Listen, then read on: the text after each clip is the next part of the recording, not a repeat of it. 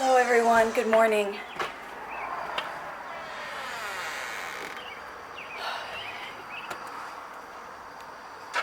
I guess you could say that we all decided to get a jump on our day today, which is all right. There's some thunderheads up here. They definitely look like they could do something. We've been praying for rain pretty heavily for the last couple of weeks, but let me turn you around and show you what I mean. So I really very much doubt that it's going to hit us with any precipitation whatsoever. I wish it would. I would even sacrifice doing this vlog if we could have some rain, but okay, so welcome to La Casita Jardin, and we are officially doing today our summer garden tour. Alright, so I'm going to go on ahead and I'm going to turn you around and take you on a walkthrough of our garden so you can see how things look and what is going on or growing on.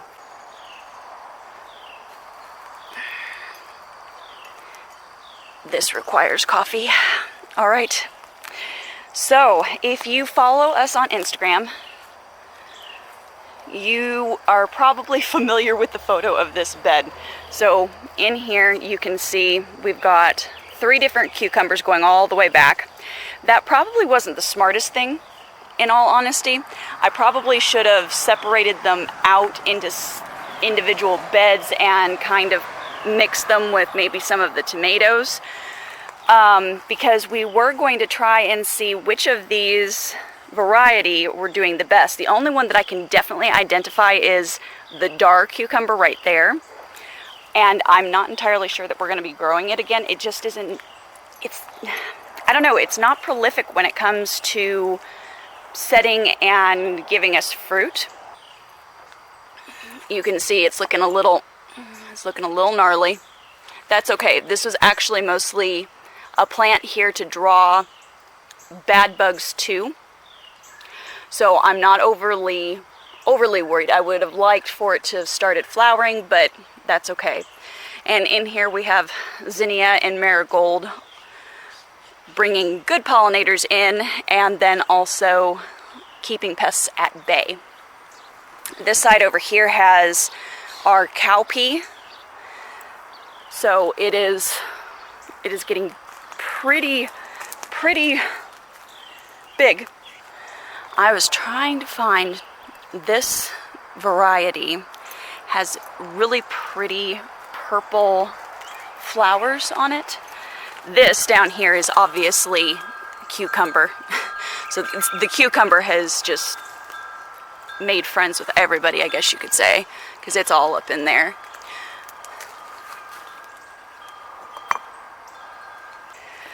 Okay, so that is the Cowpea. Over here we have Mayflower pole bean, and it's decided it's very happy about life. I've got this up there. I need to trellis that up. Flip it over. On this side, you can see a similarity in growth because this is a red ripper and it's actually in the same family as the Cowpea is. Kind of in the black-eyed pea family, if I recall correctly. But they taste amazing. Then, if you come lower, I'm very excited about this. These are ground cherries, and these two were the ones that were struggling before we amended with worm castings. Now that we've amended with the worm castings, they've both greened up. This one's still got a little bit of foliage that's kind of turned. Sorry, going to work traffic. I don't know what exactly is going on, and maybe I'm the only one to have noticed this, but honestly, the sun has been really brutal on our plants this year. I don't know what it is. The sunlight even looks different this year compared to previous years. So it's just really, really harsh. I can't explain it any other way, and the plants seem to be bearing that out as well. I have never had, at this time of the year, sunflowers get wilty and peaky looking until late August going into September, and that's usually towards the end of their life cycle. So you can see we've got Red Ripper here. I need to get that trellised up here, because underneath are those which happen to be my Calendula plants, and that's what I make some of my most popular soap out of, is the Calendula plants. The one here in the middle, that's going to be this guy. Let's see if I can get you in. He's looking pretty not okay. We'll see what happens. I'm actually considering seed starting some calendula for the fall here in about a week or two. Well, maybe next week. Supposedly for our growing zone, they do a lot better in the fall. Okay, so green bean bed on this side. We have nasturtium as draw plants. Hopefully they'll start to flower once it cools down a little bit in a few months, if they survive. Marigold, and then these are all bush beans. The very end down there in a V, in a V shape is going to be our golden wax bean. Let me see if I can get you in here. See that? Right there. Okay, so golden wax bean. Then in here we have a combination of Desperado in a V, and then we have a Provider bush bean in a V as well. And then trellising up on this side, this is all a Blue Lake pole bean. So depending upon you and on your space environment, you may want to take into consideration that you don't necessarily want to put in a bush bean, because a bush bean does take up a lot of real estate in the bed, so to speak, whereas a climbing variety of green bean won't take up nearly as much and can be trellised upwards, and then the rest of the space could be used for something else. We could have done that, but we had the extra bed this year, so we just went on ahead and filled it with green beans, because for the last 2 years I have had major struggles when it comes to the green bean. I've got some basil here that I need to chop. It's starting to go to flower. If you are seeing this on your basil plants, don't freak out. It's okay if you let it go a little far. Just go on ahead and come in and take the baby down by half at least. Random volunteer tomato plant. Don't know what it's going to be, but I need to pull it because we've got a bean. Not a bean. I'm focused on green beans today. We have another pepper plant here, and he's actually one of the smallest. We're experimenting in this bed to see where our hatch chili peppers are going to grow the best. I had a red chili pepper in that hole, specifically down there, 2 years ago, and oh my gosh, I couldn't keep up with its production. But the hatch peppers do not seem to be happy in these corner holes, because there's one right there as well. They seem to be liking to be in the bed. So obviously happy, sorta happy, not really feeling it. On the other side of this bed, and I do have some heavy feeders in this bed, so tomato plants, they like a lot of nutrients. They will suck the life out of soil, and as you can see, I have 4 plants on this side, not counting the volunteer from whatever seeds fell last year. Frame of reference, we have the Russian black crim here. This is usually a later setting tomato for us, probably because it's a little bit more acclimated to a cooler climate. Plus it's just been dang hot this year. But we've also got this, which is a Genovese, and these two are staple tomato plants for us. The Genovese is more like a traditional paste tomato compared to the Russian black crim. But the black crim is very, very meaty, very, very juicy, has a really gorgeous and color. And is really high in anthocyanins. I mean, it is, yeah, we're gonna be keeping that. So this year, our goal, because the seeds aren't exactly cheap, I will say that. It is an heirloom variety, however, so that means that I can save seeds off of it. And that's exactly what I plan on doing. So one of those tomatoes, I will be taking out all of the seeds and setting them aside for us to have. Guys, my blueberries aren't doing very well. Let me turn you around. These guys were spectacular last year, but you can see right in here, this is all dead. And I basically need to chop this whole stem off down to the ground because it's completely dead, which will only leave this little bit, that little bit, and that little bit, and that guy right there. This one is also a blueberry. It's doing a little bit better. I'm not real happy with the way the leaves are looking. If any of you have any tips, tricks, or know-how when it comes to the blueberries, please let me know.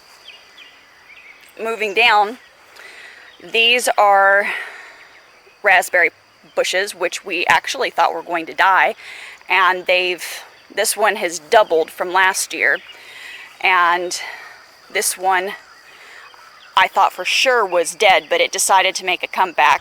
Anyway, this is our blackberry plant that friend of the family gave us, and as you can see, the fruit, it is fruiting. So this is not going to be staying. This trellising system, it's not going to work for this caning variety of blackberry for long. It'll hold it for like 2 seconds and then it'll just yank it over. So we're working on an obelisk type situation, because here along the bank, this is the bank of the river or dry creek, pure rock. We were hoping to get some T-posts in because we had some leftover T-posts and handy panels, and we were hoping to be able to trellis it that way, but we couldn't even get it in a 1/2 inch. Obviously we've got a gap right there. A elderberry should go there, but one of the elderberry died, and I have not gotten around to putting a new cane out. But we have a dwarf American elderberry here. Another dwarf should have been right there. And then we have the traditional American elderberry, which you can see has basically turned this corner into a wonderful jungle. But that brings us over here to the Permaculture Garden, and it is lovely this year. Even though you can definitely tell some of the plants have hit their limit, the bachelor's button is going to be dying back a little bit more. This section over here has already started to die back, so I'll probably come in and cut it back. But it is still beautiful, and it still makes me smile. And because it wouldn't be the permaculture if we didn't have escapees. But check out this beautiful zinnia. Is that just not so pretty? So pretty. Now that echinacea back there is a green twister, and so is this one here. This is their first year in, so they're not real huge yet. That's okay. This, however, is that surprise echinacea that popped up. We can't find the color. We didn't plant this, but we also didn't plant this one. This one developed from the Texas wildflower mix that we have.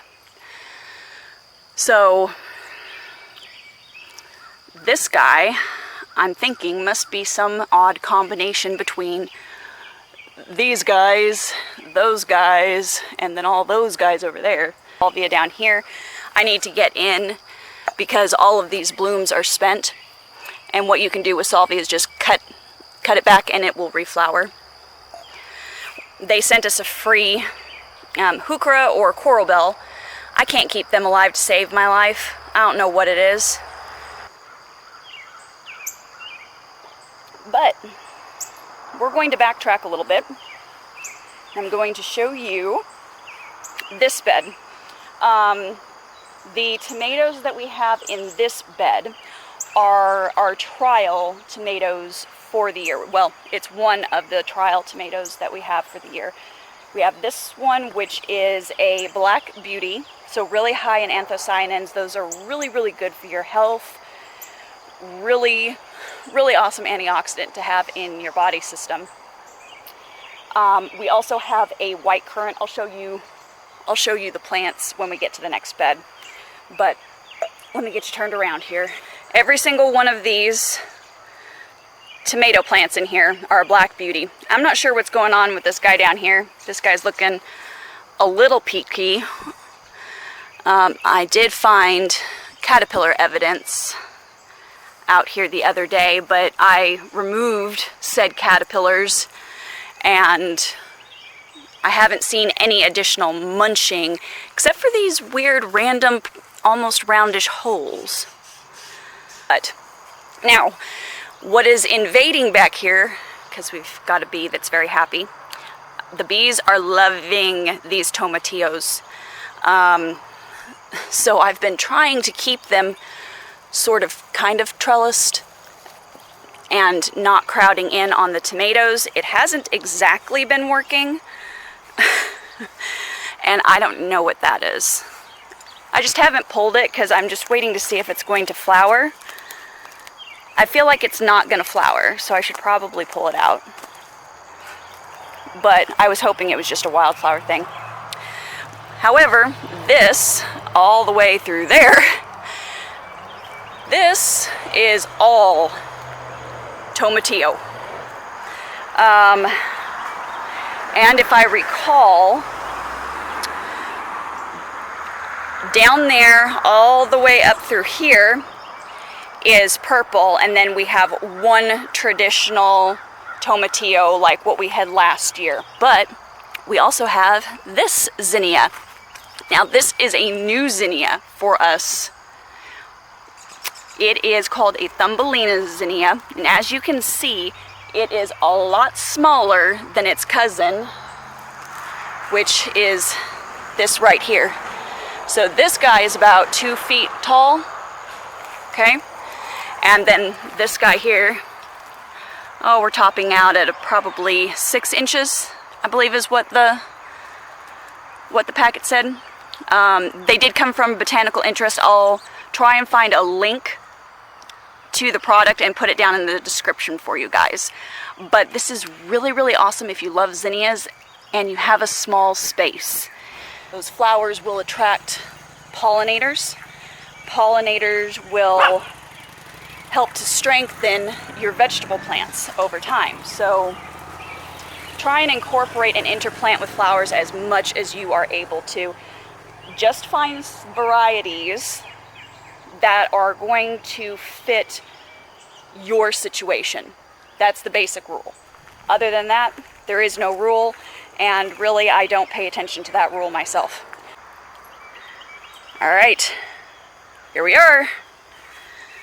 Down there, this crazy thing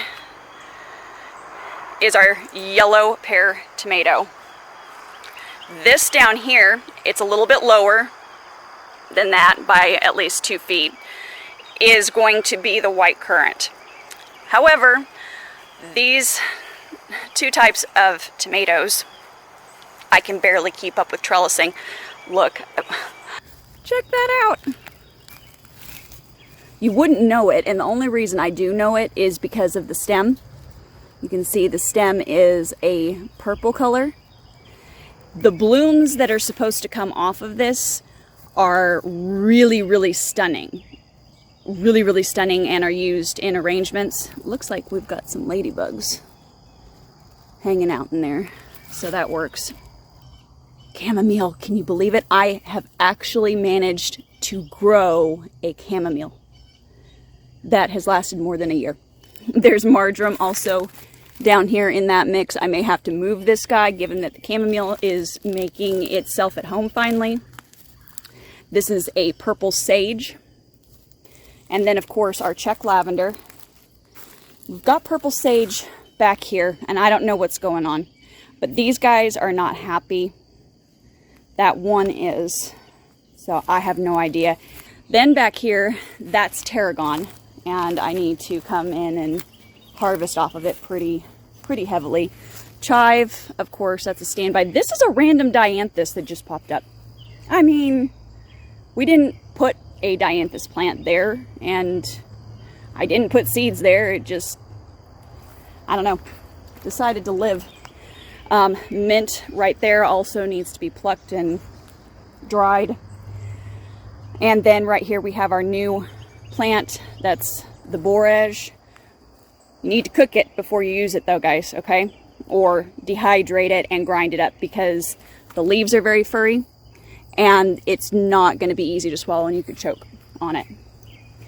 We've got some parsley in here that I need to come in and trim back some of the older stuff. Marigold, and then down here, this is all oregano, and all of them are different oregano. This is a yellow oregano, but it's not doing real great. It does not seem to be very happy, so if it dies back, that's okay.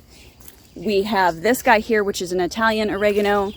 Looks like it's trying to bolt on me.